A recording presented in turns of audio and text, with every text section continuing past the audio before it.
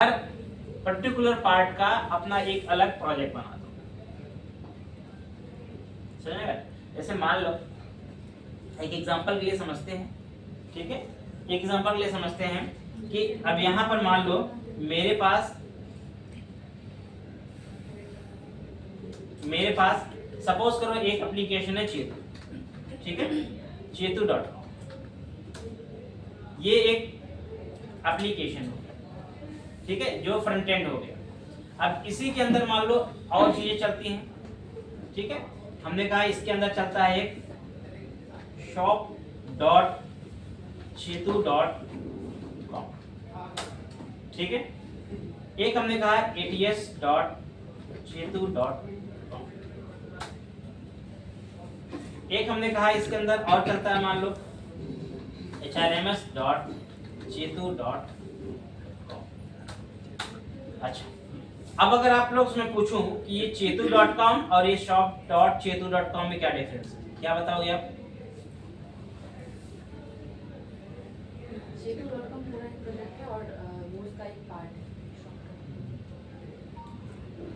नहीं, देखो इम्पोर्टेंट क्या होता है, जब आप कभी भी कोई एप्लीकेशन बनाते हैं, मेन एप्लीकेशन होस्ट करते हैं, एक आपका होता है एप्लीकेशन का डोमेन, ठीक है, और उस डोमेन के कई होते हैं सब डोमेन, ठीक है? जो नीचे के तीन आपके हैं वो क्या हैं? सब डोमेन, और जो मेन डोमेन आपका है वो chetu.com, ठीक है? तो ऐसा इसलिए होता है कि कभी कभी ऐसा होता है कि एक ऑर्गेनाइजेशन की कई एप्लीकेशन होती है, तो जो कई एप्लीकेशन होगी तो उनका मेन डोमेन तो एक ही रहेगा, लेकिन उनके जो सब डोमेन होते हैं वो चेंज हो जाते हैं। जैसे chetu.com is my main domain, लेकिन उसके पहले और अलग अलग प्रोजेक्ट जो होंगी वो हमारे अलग अलग प्रोजेक्ट क्या होंगे, अलग अलग सब डोमेन से बन जाएंगे, ठीक है? लेकिन सबके सामने पोस्ट chetu.com ही रहेगा, क्योंकि वो हमारा मेन डोमेन, जो हमारा मेन डोमेन होता है वो फिक्स होता है, ठीक है? तो अब क्या होगा कि अगर इस प्रोजेक्ट को डिफाइन करना हो, इसका कोड मुझे बनाना हो, ठीक है, तो हमारे पास क्या होगा कि अगर ऐसा प्रोजेक्ट बनाना, ये तो हालांकि कॉम्प्लेक्स हो जाएगा, लेकिन ऐसा प्रोजेक्ट बनाना हो तो आपके पास क्या होगा कि भाई एक प्रोजेक्ट बनेगा, उसके अंदर कई सब प्रोजेक्ट बन जाएंगे, ठीक है? और हर प्रोजेक्ट का क्या होगा, अपना अपना एक पार्ट होगा। जैसे मान लो chetu.com है, ठीक है, ये मैं मानता हूँ एक एप्लीकेशन है, तो इस एप्लीकेशन में कितने पार्ट्स बनेंगे, जनरल कितने पार्ट्स बनेंगे या कितनी लेयर बनेंगी, इस पे बात करते हैं। तो इस पे लेयर क्या क्या बनेंगी, एक तो हमारे पास क्या बनेगा, MVC ऐप बन जाएगा, एक तो ऐप होगा, ठीक है? जो फ्रंट एंड आपको दिखता है वो सब कहां से दिखता है, आपका वेबसाइट का ऐप से दिखता है, वो आपकी एप्लीकेशन होती है, ऐप मतलब एप्लीकेशन, ठीक है? दूसरा क्या होता है, एक API होगी, तो एक ऐप होगा और एक API हो गई। अब API के भी कई कई लेयर होंगी, जैसे API की बिजनेस लेयर होगी, जिसको हम लोग BCP बोलते हैं, BGP, ठीक है? इसी API से के साथ बिजनेस लेयर से कनेक्ट करता हुआ डेटा एक्सेस लेयर होगा, इसको हम क्या बोलते हैं,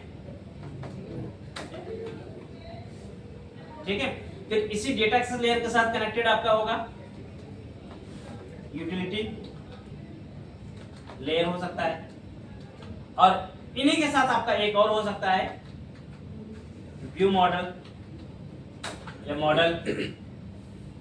तो जो अभी क्या हो रहा है, अभी आप जितना कोड लिख रहे हो ना, आप क्या कर रहे हो, सब एक प्रोजेक्ट में डाल दे रहे हो। अभी आपने जितना भी कोड लिखा, सारा प्रोजेक्ट आपने क्या किया, एक कोड प्रोजेक्ट में डाल दिया, सारा कोड एक में डाल रहे हो। रियल टाइम में ऐसा नहीं होता है। रियल टाइम में क्या होता है कि हर प्रोजेक्ट का क्या होता है, अलग अलग, मतलब हर प्रोजेक्ट मॉडल बनाना है तो मॉडल एक अलग लेयर में जाएगी, डेटाबेस तो डेटा कॉन्टेक्स्ट क्लासेस बनानी है एक अलग लेयर में, कंपोनेंट्स की तरह, ठीक है? हाँ, कंपोनेंट्स के अंदर का तरह का, तो ये सब अलग अलग प्रोजेक्ट बढ़ जाते हैं, ताकि कोड क्या रहे, सेपरेट रहे, कि कल को अगर मान लो कोड बहुत यूज होता है, डेटा कॉम्प्लेक्स होता है, तो ऐसा ना हो कि सब एक ही जगह आपने लिखा, बाद में इतना कॉम्प्लेक्स हो जाएगा आपसे खुद ही ना समझ पाओगे, कोड को समझना, उसे मैनेज करने मुश्किल होने लगे। इसलिए हमेशा कोड को सेपरेट लेयर में डिवाइड करते हैं, ठीक है? तो शुरुआती दौर में हमारे पास जो लेयर या जिसको हम टायर बोलते हैं, तो जो टीयर या टायर का कंसेप्ट आया था, वो पहले शुरुआत में हमारे पास 1 टायर था, फिर जनरली यूज होने वाला 3 टायर होने लगा, तो जो हमारा MVC है उसको हम 3 टायर आर्किटेक्चर बोलते हैं, ठीक है? जो वेब फॉर्म होता है 1 टायर होता है, जो नॉर्मल एप्लीकेशन वेब फॉर्म बनती है 20 ईयर होती है। और उसके बाद एमवीसी को ही एक्सटेंड करके हमने बनाया है एन टायर। जो हमारे कॉम्प्लेक्स प्रोजेक्ट होते हैं उसके अंदर आप देखेंगे 5 लेयर, 6 लेयर, 7 लेयर, मैंने बहुत प्रोजेक्ट देखे 9 से 10 लेयर होते हैं, 11 लेयर भी देखे। तो डिपेंड ऑन प्रोजेक्ट कॉम्प्लेक्सिटी से बैंक वगैरह के प्रोजेक्ट होते हैं, बहुत बड़े प्रोजेक्ट होते हैं, बैंकिंग प्रोजेक्ट बड़े होते हैं तो बहुत कॉम्प्लेक्स होते हैं, बहुत बड़े होते हैं। या कोई बहुत बिजनेस कॉमर्शियल एप्लीकेशन होती हैं जो बिजनेस से रिलेटेड होती हैं, वो भी बहुत बड़ी होती हैं, तो उनके भी बहुत लेयर अलग अलग होते हैं। ठीक है, तो अलग अलग प्रोजेक्ट जो होते हैं वो अलग अलग लेयर, क्योंकि जितना लेयर डिवाइड करने का मतलब है जितना लेयर बनाएंगे उतना सेपरेट रहेगा। मान कल को एक मेरे कोड में मान लो एक और shop.chetu.com ऐड हो गया, ठीक है, तो मैं उसको भी एक सेपरेट ऐसे बना दूंगा। ठीक है, अब इनमें होगा क्या कि अलग अलग लेयर में बनाऊंगा। अब लेयर में क्या होगा कि मैं कोड को ऐसे ऑर्गेनाइज करूंगा, कोड मेरा सेंट्रलाइज भी हो, कोड मेरा बिल्कुल अलग नहीं कर सकता, बिल्कुल मैं सेंट्रलाइज भी हो। जैसे यूटिलिटी मैंने बना दिया, यूटिलिटी अगर मान लो मेरे पास 4 प्रोजेक्ट हैं तो मैं यूटिलिटी सबके लिए नहीं बनाऊंगा, एक ही यूटिलिटी बनाऊंगा और वो चारों प्रोजेक्ट में यूज करूंगा। ठीक है, जो हम आर्किटेक्चर या लेयर डिफाइन करते हैं, लेयर बनाने का एक बहुत बड़ा एडवांटेज ये भी होता है, उससे हम कोड रियूजेबिलिटी भी अचीव करते हैं। अगर मैंने एक लेयर बना दी इंडिपेंडेंट तौर पे, उसको मैं किसी प्रोजेक्ट में यूज करूं, तो सेम यूटिलिटी जैसे मैंने बना दिया या कोई मॉडल बना दिया, अगर मैंने अलग लेयर बना दिया तो उसको मैं किसी प्रोजेक्ट में यूज करूं। मेरे पास 4 प्रोजेक्ट है, मैं 4 में यूज करूं, मैं 3 में यूज करूं, मैं 2 में यूज करूं, मेरी चॉइस है।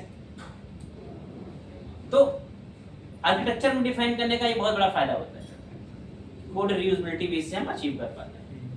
ठीक है, तो अगर हमारे पास कोई भी कोड 3 से ज्यादा लेयर में डिवाइडेड है, यानी 3 टायर से ज्यादा है अगर वो, उसको हम एन टायर का नाम देते हैं। एन टायर का मतलब है number of tyre not declared, but number of tyre may be 3 4 5 6 7 8 9 10 whatever, कुछ भी हो सकता है। मतलब आपके नंबर ऑफ लेयर्स कितनी भी हो सकती हैं, वो 4 भी हो सकती हैं, 5 भी हो सकती हैं, 6 भी हो सकती हैं और 7 भी हो सकती हैं, और भी ज्यादा हो सकती हैं। ये डिपेंड करता है सॉल्यूशन आर्किटेक्ट पे कि आपका प्रोजेक्ट कैसा डिजाइन किया गया है, कैसा कोड आर्किटेक्चर्स है, उसके अकॉर्डिंग आपकी सारी चीजें डिफाइन हो जाती हैं। क्लियर है? तो इसे हम बोलते हैं क्या, dependency, I mean depend not, इससे बोलते हैं एंटायर आर्किटेक्चर। ठीक है, अब यहाँ पर एक कॉन्सेप्ट है डिपेंडेंसी इंजेक्शन। देखो, डिपेंडेंसी इंजेक्शन एक अलग कॉन्सेप्ट है, एंटायर आर्किटेक्चर एक अलग कॉन्सेप्ट, समझना। ठीक है, दोनों को मर्ज किया जाता है लेकिन कॉन्सेप्ट दोनों अलग अलग है। एंटायर आर्किटेक्चर क्या है, वो कहता है कि हम कोड को अलग अलग लेयर में तोड़ेंगे, ब्रेक करेंगे। ठीक है, जिसमें हमारे पास n नंबर ऑफ लेयर हो सकती है। लेकिन डिपेंडेंसी इंजेक्शन क्या है, डिपेंडेंसी इंजेक्शन जो है वो तुम्हारे सॉलिड प्रिंसिपल को फॉलो करता हुआ एक आर्किटेक्चर होता है, जो तुम्हारे इंस्टेंस को, जो तुम्हारी सर्विसेज होती हैं, उन सर्विसेज को इंजेक्ट करने का तरीका होता है।